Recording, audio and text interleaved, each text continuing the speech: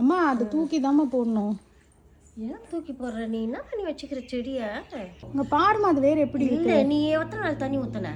நான் வாரம் ஒரு வாட்டி வச்சு தண்ணி ஊற்றுறேன். வீட்டுக்குள்ளே இருக்கிறதுக்கு எதுக்கு தண்ணி ஊற்றுற? தண்ணியே ஊற்றக்கூடாது. இதுக்கு மாதத்துக்கு 2 வாட்டி ஊற்றினா போதும். அந்த கிழங்கே தண்ணியை தேக்கி வச்சுக்கும். ஓ, அழகாக வளர்ந்துருக்கு வீட்டில். எங்கள் வீட்டில் நான் சென்னையில் அழகாக இந்த இலையை கட் பண்ணி தண்ணியில் போட்டு வச்ச அழகாக கிழங்கோட வேரோடு வளர்ந்தது. நீ எதுக்கு தூக்கி போடணுன்ற? அங்கே பாரு, அதோட வேர் அழுகி போச்சு. இதுதான் வளரும், இந்த இலை தான் வளரும்.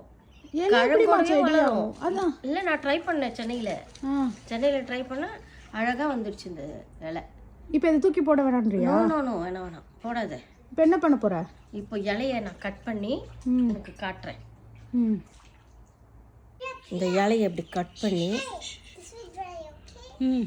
இந்த இலையை கட் பண்ணி தண்ணியில் வச்சு, அப்புறம் இந்த இதில் தர்மாக்கோல் மாதிரி பாரு, அதில் வச்சு சொருவி விட்டு அது தண்ணியில் படுற மாதிரி எதில் வேணாலும் வைக்கலாம். வச்சுட்டு வச்சா கிழங்கோட வருது. வேரும் கிழங்கும் ஒரு செடியாகுமா? ஆமாம், நானும் சென்னையில் வச்சுருக்கேன். இந்த மாதிரி இலையெல்லாம் இப்படி கட் பண்ணி இப்படி வச்சு ஒரு அகலமான பாத்திரத்தில் வச்சு தண்ணியில் படுற மாதிரி வைக்கணும்.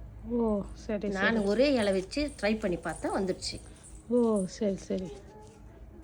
இப்போ நான் வச்சு காட்டுறேன் பாரு.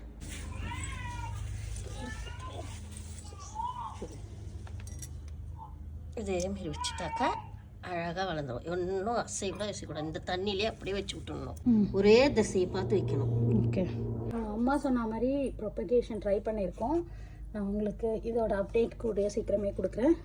இது வந்ததுன்னா we will be saving lots and lots of dollars from buying those easy plants.